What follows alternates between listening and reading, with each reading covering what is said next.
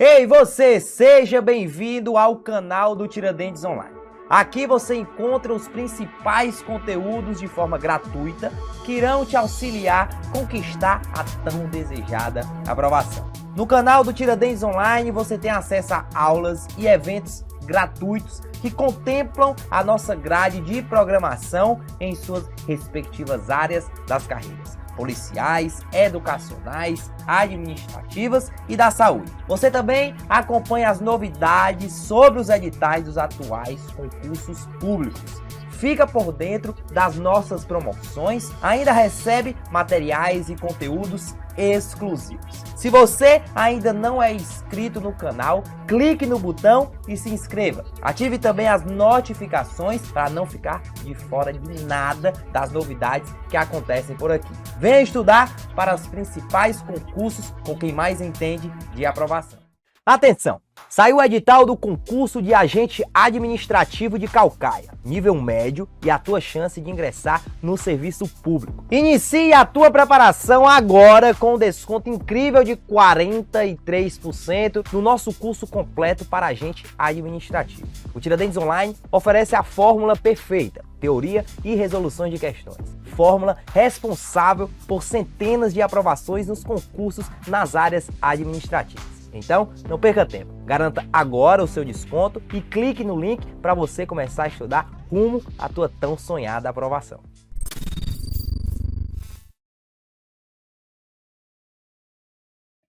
Após o processamento do regime disciplinar regulamentar, como nós vimos anteriormente, esse é o momento de conhecermos as sanções, as penalidades aplicadas à responsabilidade administrativa.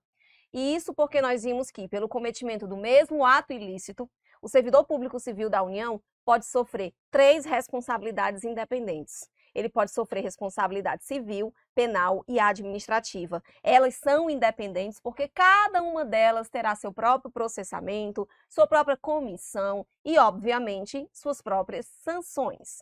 Então, aqui nós já passamos pela sindicância ou pelo PAD. Sindicância é aquele processamento prévio, sumário, que só vai ser instaurado facultativamente quando não se tiver indícios suficientes de autoria ou materialidade. Se eu já tenho indício suficiente, eu posso ir direto para o PAD, posso ir direto para o processo administrativo disciplinar. Esse é mais complexo, esse envolve o direito ao contraditório, ampla defesa, recursos. Esse possui uma amplitude muito maior de atuação da própria comissão, que é a comissão investigativa para apurar os fatos. Acontece que, seja num ou noutro, a parte final é a emissão de um relatório que vai ser encaminhado à autoridade competente para a aplicação da sanção correspondente. Lembrando sempre que a autoridade não é obrigada a seguir a sanção que foi sugerida no relatório. Ela pode sim seguir, mas se ela for contra, porque esse parecer, esse relatório não é vinculante, se ela for contra, ela pode sim manifestar-se motivando, expondo o porquê de não seguir a recomendação de penalidade da comissão. Lembrando também que a sindicância investigativa, ela pode sim determinar a aplicação de algumas sanções, mas não todas. Vou já mostrar para vocês então aqui no quadro quais são as penalidades que poderão ser aplicadas após uma sindicância e quais as penalidades que poderão ser aplicadas após o PAD. Portanto, já passamos por todo o processamento regular de apuração da responsabilidade disciplinar. Agora, vamos conhecer as penalidades da responsabilidade administrativa que estão previstas no artigo 127 da lei. Vem comigo, então, conhecer as penalidades. Artigo 127. Penalidades disciplinares que poderão ser aplicadas independentemente da aplicação de penalidade civil ou penal, porque, a princípio, elas são autônomas. A princípio, a absolvição em uma esfera não gera absolvição nas demais. Então, temos aqui as penalidades disciplinares, desde uma mais suave, chamada advertência, até aquelas que colocam o servidor para fora em caráter permanente, como a demissão, a destituição, a cassação. Então, vejam bem, a advertência, primeira penalidade. A advertência será aplicada às faltas de natureza leve. Aqui é um ato ilícito classificado como leve. Se ele é leve, ele não gera grave dano à administração pública. Na verdade, ele não gera nem dano. É uma conduta que é incompatível com a norma, é algo que ele não deveria ter praticado, é mais um chamamento de atenção para que aquele servidor não pratique mais aquele ato. Embora eu fale que é um chamamento de atenção, lembre-se que se dará por escrito.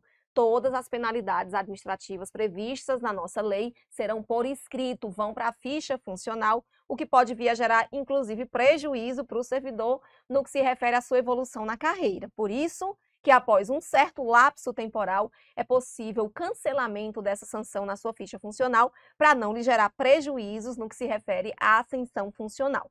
Então, a falta leve gera uma mera advertência. Por exemplo, se você for lá para o artigo 117, você vai ver que dos incisos 1 ao 8 nós temos faltas leves.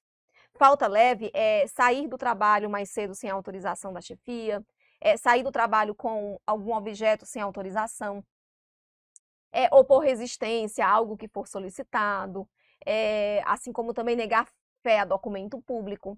Ou seja, é algo leve que não causa dano à administração, mas que é necessário sim um chamamento de atenção para que aquele servidor não pratique mais referida conduta. Por isso que eu vou chamar de falta leve e a sanção aplicada é a advertência. Uma vez advertido, o servidor continua em pleno exercício funcional. Então, se ele continua trabalhando, ele não vai ter nenhum tipo de prejuízo remuneratório.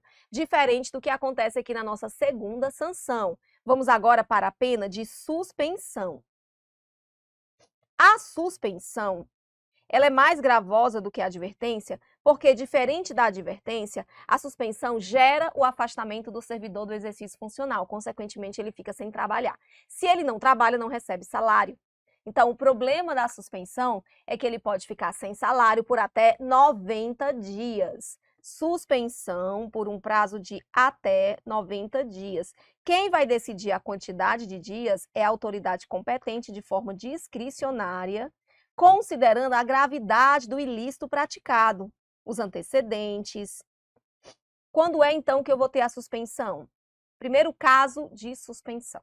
Primeiro caso de suspensão é quando o servidor praticou uma conduta irregular e foi advertido. Aí ele foi reincidente, praticou a mesma conduta. Não adianta ficar advertindo para sempre. Reincidência em advertência já vai para a suspensão. Então, primeira conduta é uma reincidência em falta leve. Se a falta tivesse sido praticada de forma primária, como primeira vez, seria uma mera advertência, mas aqui é secundária. Então, reincidência em falta leve. Gerou logo uma suspensão. Segunda situação de suspensão. Também pode ser suspensão quando esse servidor ele foi convocado para fazer a perícia médica, digamos que ele está aposentado por invalidez, incapacidade provisória, ou está simplesmente afastado por licença, saúde, e ele foi convocado para a perícia médica e se recusa. Então, nós temos aqui uma suspensão, servidor convocado, tá? Então, aquele que se recusa à perícia médica, recusa-se a comparecer à perícia médica, quando convocado, ele fica suspenso por até 15 dias.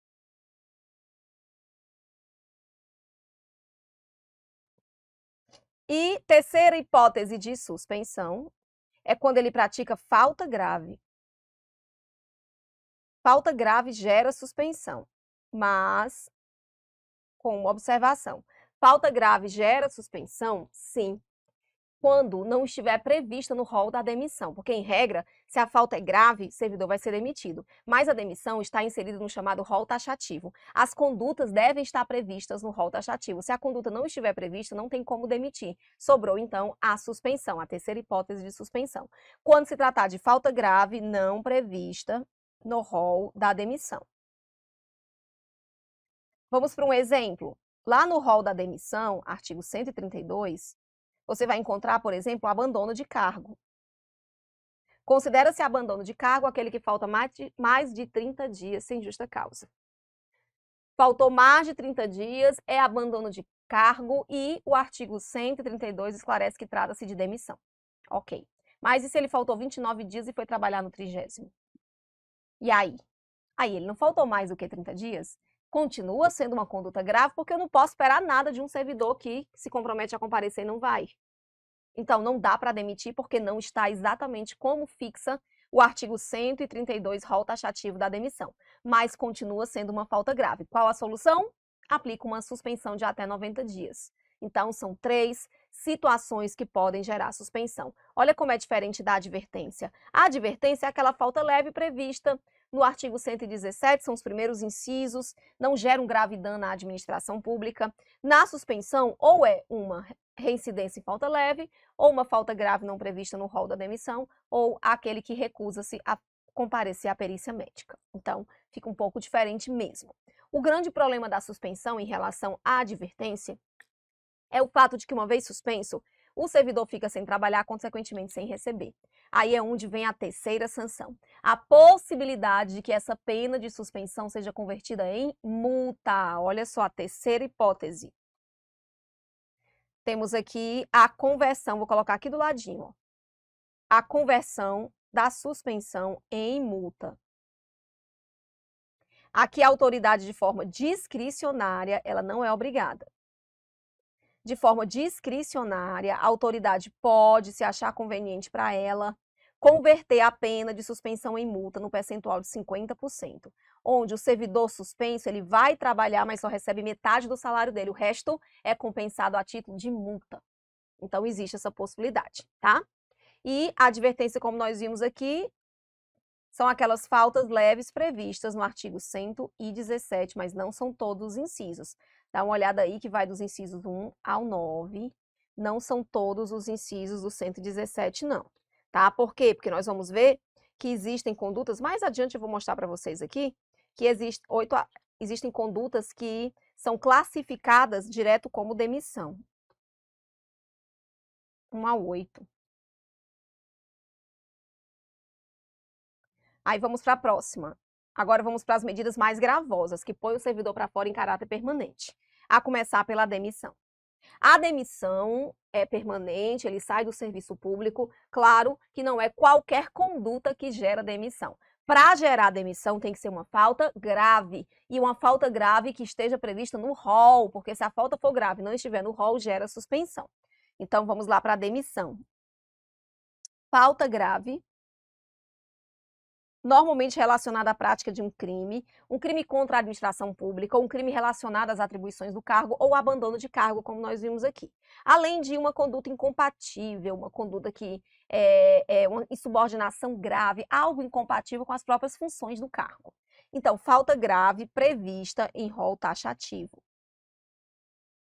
Prevista no rol taxativo. Taxativo é um rol fechado, rol exaustivo, do artigo 132. Não é qualquer conduta que gera, portanto, a demissão, tá? Tem que ser um rol. Mostro já para vocês aqui, mas já adianto que são crimes contra a administração pública, crimes que não estejam contra a administração, mas que tenham relação com o cargo, o abandono, a insubordinação. Em seguida, vem outra sanção similar à demissão, que nós chamamos de cassação.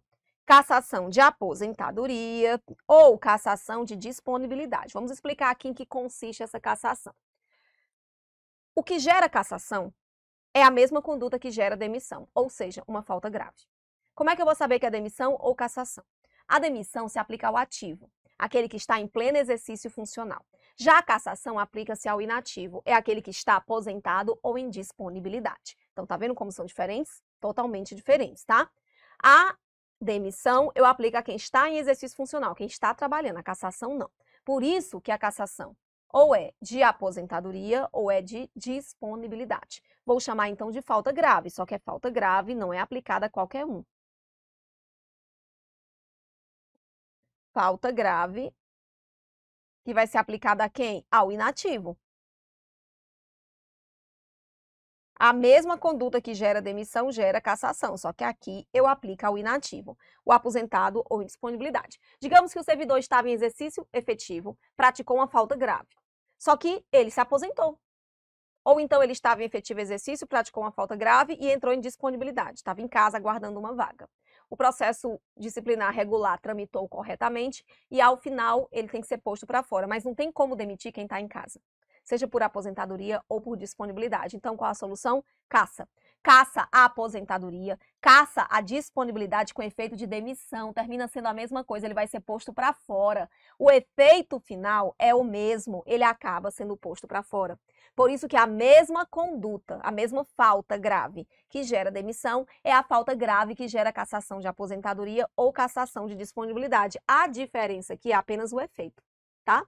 A mesma coisa. E, por fim, olha só, nós já passamos pela falta leve, pela falta grave e falamos, inclusive, da cassação. Agora, nós vamos finalizar com a aplicação da sanção àquele que pode ou não ser do quadro permanente. Porque nós já aprendemos, e isso tem fundamento no artigo 37, inciso 5 da Constituição Federal, que na administração pública é possível que sejam nomeados comissionados de livre nomeação e livre exoneração pela autoridade para ocupar funções muito importantes relacionadas à direção, chefia e assessoramento. E aí, se por acaso o chefe, o assessor, ele praticar uma falta grave, qual a sanção a ele cabível? O nome da sanção é destituição. Só que aqui na lei aparecem 2 tipos de destituição e nós vamos entender aqui as diferenças entre elas. Olha só, destituição. Aparecem 2 tipos de destituição. Nós temos a destituição do cargo em comissão e a destituição da função comissionada. Por quê? Porque nós sabemos que o comissionado tanto pode ser um servidor do próprio quadro, como pode ser alguém de fora que não tenha nenhum vínculo com a administração pública. Então, nesse caso aqui, ele coloca os 2. A destituição da função comissionada e a destituição do cargo comissionado. Qual o tipo de falta que vai gerar essa destituição? Também é falta grave. Aqui também estamos diante da prática de uma falta grave.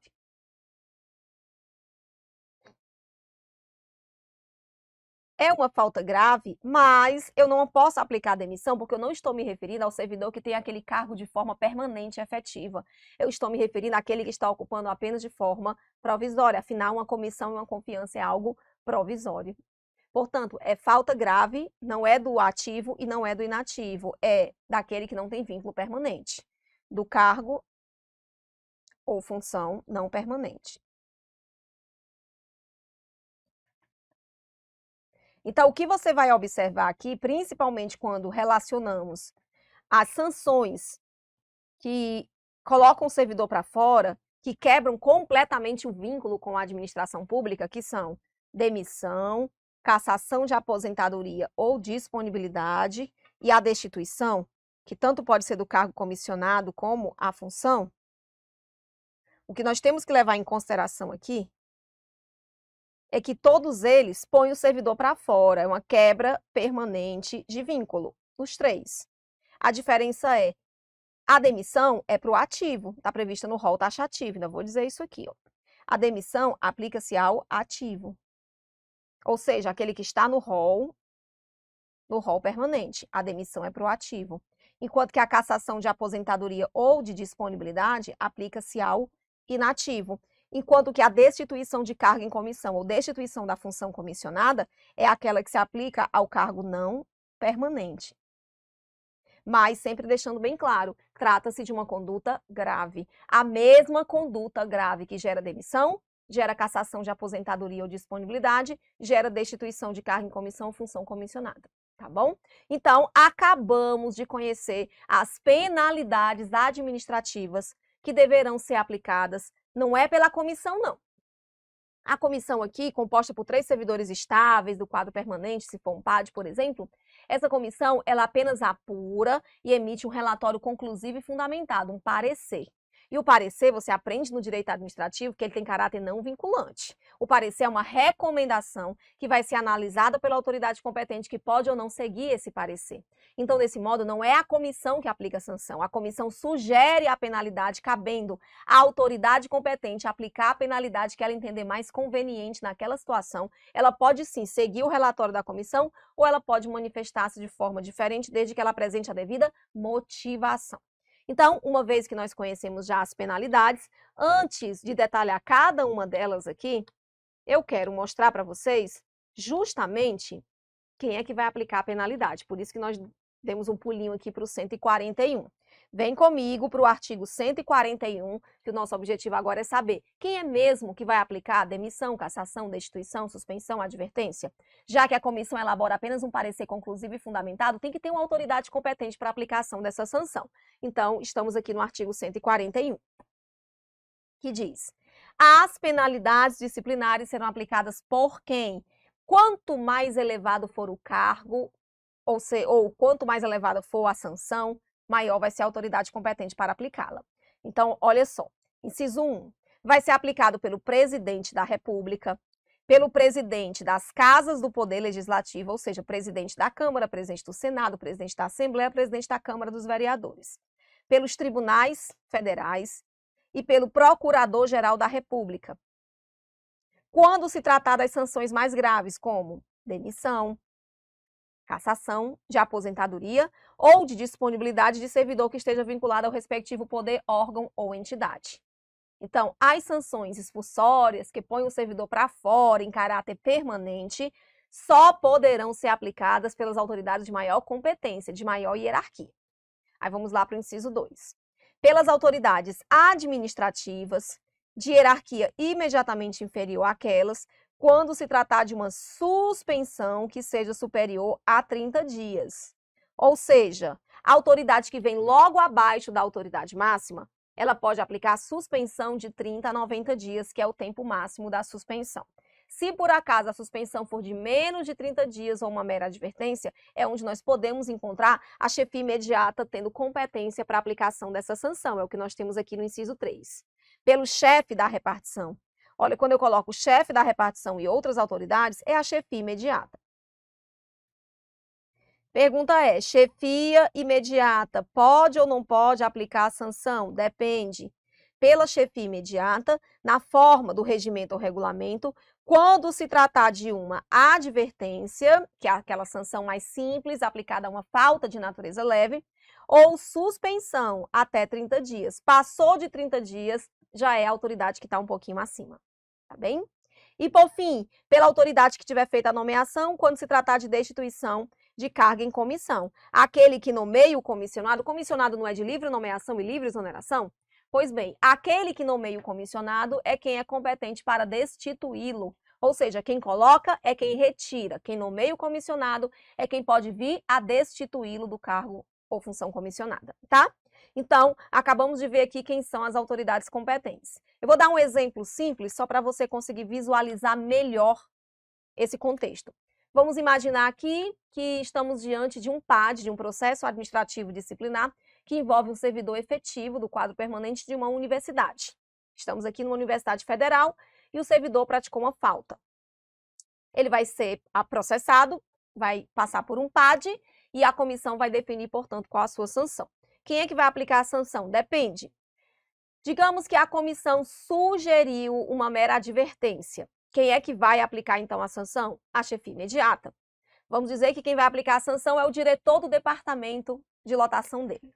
Agora, se for uma suspensão de até 30 dias, o diretor do departamento também pode. A chefia imediata, que nesse exemplo que eu estou passando para vocês seria o diretor do departamento, pode aplicar uma advertência ou uma suspensão de até 30 dias. Mas se a suspensão sugerida pela comissão for de 30 a 90 dias, ou seja, acima de 30 dias, o chefe imediato não pode mais aplicar. Quem aplicaria? O reitor, que é a autoridade máxima daquela entidade ou órgão. Agora, se por acaso for uma medida que coloque o servidor para fora, uma demissão, uma cassação, quem vai ter que aplicar, já que eu estou falando de uma universidade federal, que é uma autarquia, quem vai aplicar é o presidente da República. Então, olha só, presidente da República, o reitor, que é a autoridade máxima da autarquia, e o diretor do departamento, que é a chefia imediata, ao qual esse servidor está vinculado, está subordinado. Então, essa hierarquia é importante para você compreender o seguinte: quanto mais elevada, mais grave for a sanção, maior vai ser a autoridade competente para aplicá-la. Sempre seguindo essa regra, tá? Por isso que esse exemplo é interessante. Agora sim, podemos utilizar vários outros exemplos para vocês entenderem quem é a autoridade competente. Já vi muita questão em prova, onde a banca coloca toda uma situação e ao final está incorreto porque a autoridade que ela definiu como competente para aplicar a sanção não está aqui prevista no artigo 141. Então, fixa bem, depende da sanção. Quanto mais grave for a sanção, maior vai ser a autoridade competente. Para demissão, é a autoridade máxima, é presidente da República, presidente das casas legislativas, procurador-geral, presidente dos tribunais. Para suspensão superior a 30 dias, é aquela autoridade que esteja logo abaixo, olha só, demissão e cassação, né? Logo abaixo, e para ser chefia imediata, somente advertência ou suspensão que não ultrapasse 30 dias. Para aquele que foi destituído, é quem nomeou. Quem nomeia é quem destitui, é quem exclui. Então, por isso que eu acho conveniente e oportuno nesse momento você conhecer não só as penalidades, mas saber quem são as autoridades competentes para a aplicação dessa penalidade. Artigo 141, logo após o conhecimento das sanções que estão previstas aqui no artigo 127, tá bem? Então, já que conhecemos as sanções, vamos agora ver os artigos que detalham cada uma delas. Vem comigo. Artigo 128. Ele diz, na aplicação das penalidades, ou seja, no momento em que a autoridade vai aplicar a penalidade, ela leva em consideração a natureza e a gravidade da infração cometida, além dos danos que dela provierem para o serviço público. Ela considera as situações, as circunstâncias agravantes ou atenuantes e ainda deve levar em consideração os antecedentes funcionais daquele servidor. Por quê?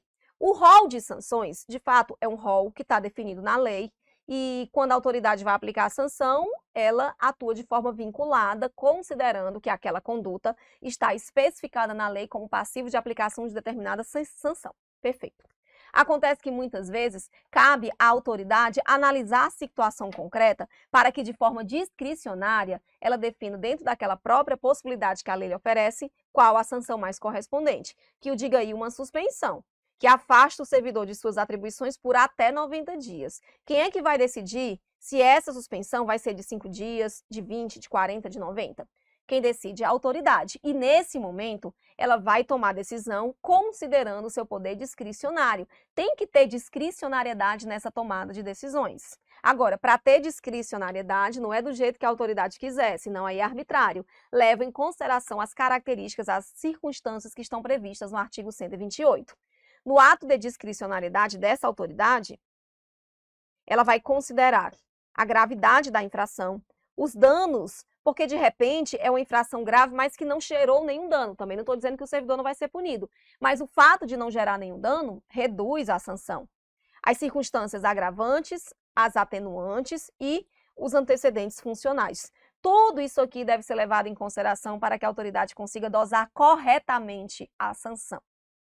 Parágrafo único. O ato de imposição de penalidade mencionará sempre o fundamento legal e a causa da sanção disciplinar. É um princípio do direito administrativo super importante chamado princípio da motivação. A motivação está muito relacionada, é um princípio implícito, muito relacionado ao princípio da transparência ou da publicidade. Por quê? Porque a motivação acaba garantindo segurança jurídica. A população, a sociedade, o administrado, ele quer saber o porquê. Por que a administração está fazendo aquilo? E se você for lá para o artigo 50 da Lei de Processo Administrativo, isso aqui é um processo administrativo, não deixa de ser.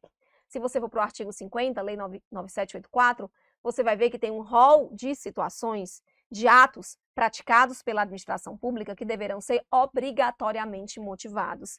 A motivação não é obrigatória, mas naquele rol ela é obrigatória.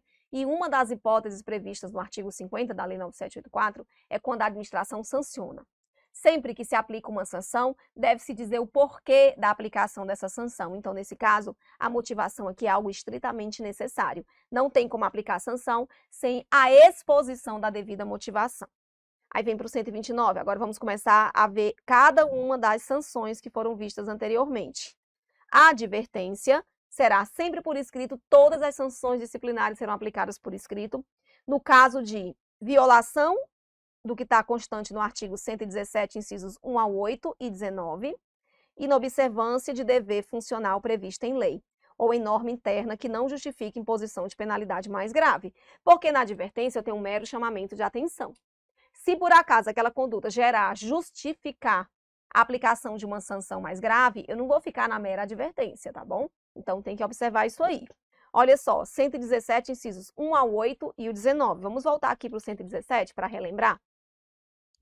1 ao 8, nós comentamos aqui, olha, 1 ao 8 é aquela conduta irregular, é mero desconhecimento de um dever legal, não gera um dano grave à administração pública, então chama a atenção aplicando-lhe uma advertência. E o 19, recusa-se a atualizar dados cadastrais. Não vamos confundir essa recusa de atualização de dado cadastral, que gera uma advertência, com aquele que recusa-se à perícia médica. A perícia médica é mais grave, por isso que gera uma suspensão por até 15 dias. Então, nós destacamos aqui os incisos 1 ao 8 e o 19 do 117 como condutas que geram advertência. Por que eu não destaquei os demais? Porque a partir do inciso 9 já vai gerar demissão. Nós temos aqui grave. A partir do inciso 9, você vai ver lá no artigo 132, do 9 até o 16, já vai gerar demissão. Então, voltando aqui para o 117, quando eu vou do 9 até o 16, eu já estou diante de condutas que geram demissão. São bem mais gravosas. Afastam o servidor permanentemente do exercício do cargo. Condutas que fundamentam a aplicação da demissão. Aí, quando eu volto lá para o 19, já é novamente uma advertência. Aí você está perguntando aí, e o 17, professor, e o 18? São aquelas que, a depender da gravidade, pode ser uma mera advertência, pode ser uma suspensão. O 17 é cometer a terceiros atribuições estranhas à do cargo, a não ser numa situação emergencial, e o 18 é qualquer atividade incompatível com o cargo, tá? Então, volto aqui, vimos a advertência, a suspensão no artigo 130. A suspensão será aplicada em caso de, olha só, reincidência em faltas punidas com advertência ou violação de demais proibições que não tipifiquem pena de demissão. Suspensão que não pode exceder 90 dias. Aí, aquela terceira hipótese de suspensão. Será punido com suspensão de até 15 dias o servidor que injustificadamente recusa-se à perícia médica. E havendo conveniência para o serviço, ou seja, não é em qualquer situação, se, somente se, houver conveniência para o serviço, essa pena de suspensão ainda pode ser convertida em multa no percentual de 50%, onde o servidor é obrigado a ir trabalhar, mas só recebe metade, o restante é convertido em multa, tá bom? Esse percentual é fixo, tá, gente? Não é até 50% nem a partir de 50%, é o percentual fixo de 50%. Então, vimos aqui a suspensão. Como ainda quero detalhar para vocês aqui as situações de demissão e as hipóteses de prescrição e de cancelamento, veremos isso na próxima aula, para dar um encerramento aqui às nossas penalidades e também ao regime disciplinar. Muitíssimo obrigada e até lá! Atenção! Saiu o edital do concurso de agente administrativo de Caucaia, nível médio, e a tua chance de ingressar no serviço público. Inicie a tua preparação agora com um desconto incrível de 43% no nosso curso completo para agente administrativo. O Tiradentes Online oferece a fórmula perfeita, teoria e resoluções de questões. Fórmula responsável por centenas de aprovações nos concursos nas áreas administrativas. Então, não perca tempo. Garanta agora o seu desconto e clique no link para você começar a estudar rumo à tua tão sonhada aprovação. Ei, você! Seja bem-vindo ao canal do Tiradentes Online. Aqui você encontra os principais conteúdos de forma gratuita que irão te auxiliar a conquistar a tão desejada aprovação. No canal do Tiradentes Online você tem acesso a aulas e eventos gratuitos que contemplam a nossa grade de programação em suas respectivas áreas das carreiras policiais, educacionais, administrativas e da saúde. Você também acompanha as novidades sobre os editais dos atuais concursos públicos. Fica por dentro das nossas promoções, ainda recebe materiais e conteúdos exclusivos. Se você ainda não é inscrito no canal, clique no botão e se inscreva. Ative também as notificações para não ficar de fora de nada das novidades que acontecem por aqui. Venha estudar para os principais concursos com quem mais entende de aprovação.